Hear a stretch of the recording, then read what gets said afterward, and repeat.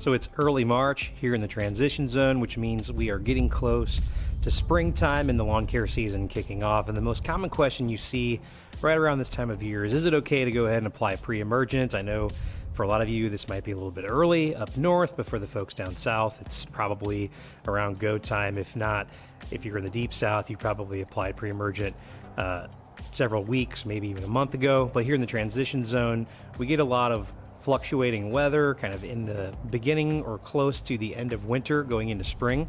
And the most common question you see is it going to hurt anything if I apply my pre-emergent right now?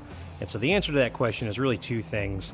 Is the ground frozen or is the ground soggy? Because you really don't want to apply anything to frozen ground. You don't want to apply anything to soft ground that's really saturated. You're going to get a lot of runoff in both of those instances. But let's take a look at these two options, because I think the more important thing to consider is the length of the control you're going to get out of the pre-emergent that you're applying if you're going to go ahead and apply early, and if you want to do those in a split app.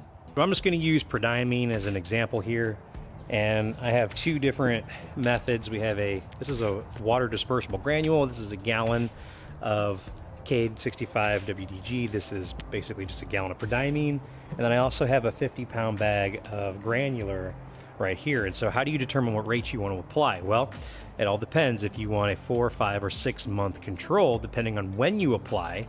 So if you apply in March and you want to get controlled into August, March, April, May, June, July, August, you want to apply at the 6-month rate. Or if you're applying mid-March or late March, or if you're going to do that in early April and you want to get control into August before you get into your overseeding time in September, you're going to want to go with that 5-month rate. So how do we determine what that is? So we'll start with the granular, and we're just going to read the label on the bag. So if you're looking at the maximum application rate for a calendar year, for example, I have Kentucky Bluegrass, or I don't have Kentucky Bluegrass anymore. I have turf type tall fescue. So the annual max rate, pounds per square thousand for a given year for turf type tall fescue is 8.2 pounds per thousand. So 8.2 pounds of product, which is going to give you 1.5 pounds of active ingredient. You definitely don't want to apply the yearly max, because you want to determine how long you want to apply that for. So if you come down to the second table, you're going to see a couple of rates to show the pounds per square foot for how long the product will be in effect. So if you apply 2.7 pounds of this fertilizer over 1,000 square feet, you're going to get about 4 months of control out of that. And then if you come down here at your table and you see that you've got 4.1 pounds of product over 1,000 square feet, you're going to get 5 months of control. So I'm going to go with the 5-month rate. 0.37 ounces per 1,000 square feet is what you're going to apply of the liquid if you want to get the equivalent of the 5-month rate on the granular. What's the difference between the granular and the water dispersible or the liquid version of the prodiamine? And really it's going to come down to your personal preference of maybe the equipment that you have on hand. If you just have a spreader, just a fertilizer spreader, definitely just go with the granular and be done with it. If you have a backpack sprayer and you want to do liquid and you want to have product that's going to last you a long time, then you can go with maybe a gallon of prodiamine. You can buy these in even smaller rates and smaller sizes if you look hard enough on the internet. However, I will say a gallon of prodiamine right now is around $80, which sounds expensive, but this is going to last you a long time, even if you have a fairly large property. I was able to find this granular product, this 50-pound bag, for $24, which is a really good price. If you look around at your turf and ornamental garden shops, or your turf and ornamental suppliers like Site One or Advanced Turf Solutions is where I got this. If you just look hard enough, you can find these products really cheap. If you just want to go to a big box store, Lesco sells their Stonewall in a 50-pound bag. I think that's probably more in the range of $50, $60, somewhere in there for a 50-pound bag. But all of those bags are going to give you great control. I know Stonewall does have a very high load of the prodiamine in the bag. I think that's somewhere around 60%. Well, this is a 42%. So it's all up to you and what you want to do, where your budget is, how you want to apply. What you're more comfortable with is really going to determine what you're going to go with. But if you look locally, you can find some really good options for a pre-emergent, and even a granular bag, if you have a smaller yard, might last you a couple of years. So you get a few years worth out of a $24 purchase, which to me is a big win. Now, before you go applying the pre-emergent, you definitely want to kind of case the yard to see if you have some areas that might need some seed. This is especially true for the folks that are growing tall fescue. Fescue doesn't spread, so you have no other choice but to seed that. If you have a self-repairing grass type, you really don't need to concern yourself with this part. But for those of us that have fescue, especially in my area in the back where I have a lot of shade, I have a very big elm tree that shades about half of my backyard, and the grass doesn't grow quite as thick in this area because of the shade. It is a stressor on the fescue. Although fescue does do okay with its shade tolerance, it doesn't do as well as, say, at the bottom of my backyard here where the fescue gets full sun. It's definitely thicker and it grows in a lot better, and the shade part tends to be a little bit more patchy just because of the growth habits. I also have a couple of dogs, and they use a very specific area of the yard as the bathroom, so I have some pee spots there that are a little bit burnt from the dogs, but not much you can do about that. So if you want to go ahead and seed those areas, you might want to avoid that spot of the lawn in applying your pre-emergent, because you're not going to be able to put seed down and apply pre-emergent at the same time. The pre-emergent will block the seed from rooting in the pre-emergent layer, and that seed will just die off. The good news is about those shady spots is there's a lot less crabgrass and weed pressure in those areas because the temperatures of the soil tend to stay a lot cooler. So it may be okay for you to get away with not applying pre-emergent in certain areas of your lawn and just focus on maybe getting some seed in there, getting those areas to thicken up a little bit more without the use of pre-emergent. So now I'm out here in the front yard. This is also fescue. This was renovated last September. It's a kind of a newer variety of tall fescue. It's called Siesta. That really wasn't available on the market through Barenbrug. It's being kind of replaced or rebranded as another variety called Bonfire. And so this is a low growing, low mowing, very dark green variety that you can actually reel mow. I'm reel mowing my front yard at about 1.5 inches.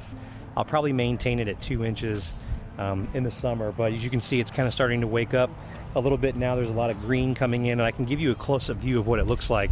I have an area where I actually burned some of my lawn with a fertilizer spill, and you can see the areas around it because it's a little bit bare in the middle. The ground is starting to heat up right there, and the areas around it have really come out of dormancy.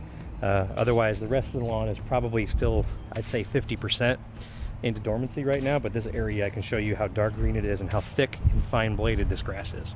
So that's the area there that I burned with the fertilizer burn. You can see I got a little bit of an area here that survived, but if you come look right here, I'll zoom in, you can see this is a really fine bladed fescue, and it's very thick and dark green. So I was really happy with the way this looked late into the fall. It stayed pretty much, it held its color pretty well, good, kind of close to Christmas time, and then it checked out, but now it's really starting to come out of dormancy. But this area in particular, as I mentioned, the soil has warmed up quite a bit because there's a bare spot here that a lot of times will heat up much faster than where maybe you have thick grass. But overall, I think this looks really good. So now over on the north side of my house, last year I killed all of this off and I planted artimuss from Heritage PPG. It's a 4-way turf type tall fescue blend, all Mountain View seed varieties. I'm also mowing this at 2 inches, except I'm mowing this with a rotary and not the reel mower. It's not quite as smooth over here as it is in the front yard. I've done several top dressings with sand in my front yard. But this is the artimuss, and I think there are some differences just kind of to the naked eye and when you look at it. The color is already spot on. It looks like it's completely out of dormancy over here on this side of the house, but it's also very fine bladed and looks to be handling a low height of cut. So I'll zoom in and show you kind of what this looks like up close, because I know a lot of people were excited to get artimuss last year. It sold out really fast, weren't able to get their hands on it, but if you want to buy it, I'll show you what it looks like up close. So again, this is another one that's really dark green, really fine bladed. This is the north side of my house, so it doesn't get as much sun as the front, so not quite as thick as the front yard for planting at the same time. But I do like the way that the 4-way blend looks. Like I mentioned, these are all Mountain View varieties, so I'm going to keep an eye and keep posting on the channel about how this looks throughout the year. The north side of the lawn really doesn't get as much of the stress as, say, the front yard does, just because it does get a little bit of shade over here. It does get a little bit of reprieve from the heat, but overall this looks really nice. So I did go ahead and mow this yesterday, and as you're casing the lawn while you're cutting or just kind of walking around and looking at the lawn to see, you know, how it looks coming out of dormancy, you're probably going to have some weeds that emerge, especially if you have a mild winter. We did have a really mild winter this year, so the weeds have started to kind of take hold a little bit early. You may have a couple of weeds pop up. You can do one of two things. If it's not really bad, go ahead and just pull those weeds by hand. It's really not going to hurt anything. Or if you want to spray a 4-way herbicide on it, you can go ahead and do that now. That's not going to hurt. If you apply a post-emergent and a pre-emergent at the same time, it's not going to hurt anything. But I would really only do that if you have a really bad problem with weeds. If you only have a few that pop up, just go ahead and pull them by hand, and then go ahead and get your pre-emergent out. If you're going to be using a liquid or a water dispersible granule for your prodiamine, I always like to mix in a measuring bucket first. So I go ahead and measure out how much I'm going to use. In this case, it would have been 0.37 ounces per 1,000 square feet. So if you're treating a 5,000 square foot lawn, you're simply just going to do easy multiplication, 0.37 times 5, and you give 1.85 ounces of prodiamine. You're going to want to mix with water first, and then go ahead and put that into whatever piece of equipment you're going to be spraying with. And of course, if you are going to spray, you're going to need something to spray it with, a piece of equipment like a backpack sprayer, in order to apply the prodiamine. This is the Spray Mate. It's made by Flowzone. This is one of the really good entry-level models for homeowners. I've used a couple of these 4-gallon sprayers. I actually owned the Flowzone Tornado before it was rebranded the Spray Mate about 3 or 4 years ago. I used that. That was kind of my entry-level sprayer here at my house. You can pick these up pretty reasonably priced for what they are, but they're a very user-friendly DIY option. I haven't used this since last year, and I still have a full battery. So these are actually really nice to use. If you need a backpack sprayer to get you started, go to Spray Mate. I'll provide you a link in the description. You can go pick up one of these backpack sprayers. I've tried a lot of the homeowner version of the backpack sprayers, the My Four Sons, the Solo, the Petra, several of them, and I like the Spray Mate the best for the entry level. Of course, there are other options you can use as you advance with your skill set, but the Spray Mate to me was best for the DIYer at an entry level. So once you mix that up, you go ahead and put that into the backpack sprayer. If you're going to be doing the granular, you're going to want to get yourself a measuring bucket, and I like to use just a luggage scale. These are very, very affordable. This one is super old. I've had it forever, but you're going to weigh out your product per 1,000 square feet in a bucket and then load it into the spreader.